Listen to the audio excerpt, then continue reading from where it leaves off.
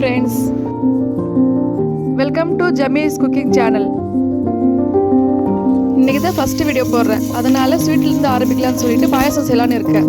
முதல்ல ஒரு பேன்ல 2 table spoon நெய்யை விட்டுக்கலாம். பொடியா கட் பண்ணி வச்சிருக்க முந்திரியும் பாதாமையும் சேர்த்து நல்லா பொன்னிறமா வறுத்து எடுத்துக்கலாம். அந்த நெய்ல நல்லா பொன்னிறமா வறுபடணும். பொன்னிறமா வறுத்தாச்சு. இப்போ இதுல இருந்து எடுத்துடலாம். மறுபடியும் அதே நெய்யில் காஞ்ச திராட்சை சேர்த்து அதுவும் பொன்னிறமாக வறுத்து எடுத்துடலாம்.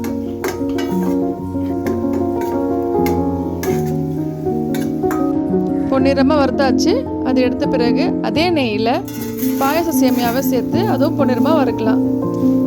சேமியா பொன்னிறமாக வறுத்து பாயாசம் செய்யும்போது பாயாசம் ரொம்ப டேஸ்ட்டாக இருக்கும்.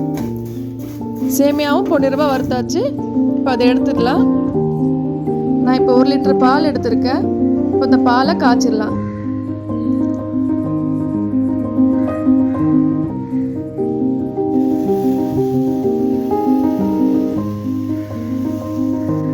இப்போ பால் பொங்கி வருது. பொங்கின பிறகு ஒரு 10 நிமிஷம் பாலை நல்லா கொதிக்க விடலாம்.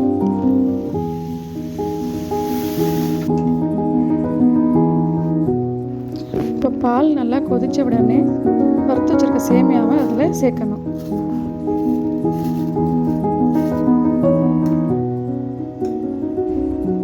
சேமியா சேர்த்த பிறகு மிக்ஸ் பண்ணி விடணும். இல்லைன்னா அங்கங்கே கட்டி கட்டியாக நின்றுடும்.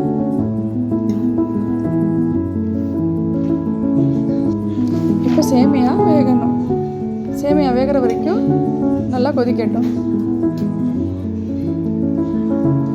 சேமியா வந்த பிறகு சர்க்கரையை சேர்த்துக்கலாம். சர்க்கரையை சேர்த்து ஒரு 2 நிமிஷம் மிக்ஸ் பண்ணி விடுங்க. சர்க்கரைலாம் அதில் நல்லா கரைஞ்சிருட்டும். ரொம்பலாம் வேக விட வேண்டாம். ஒரு கொதி வர வரைக்கும் விட்டால் போதும்.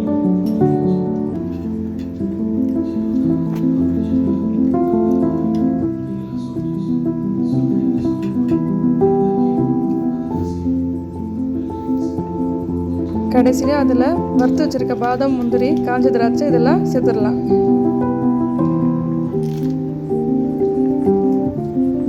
இது ஒரு கொதி வரட்டும். 1 நிமிஷம் கொதிச்ச உடனே ஸ்டவ்வை ஆஃப் பண்ணிடலாம். பால் பாயாசம் ரெடி.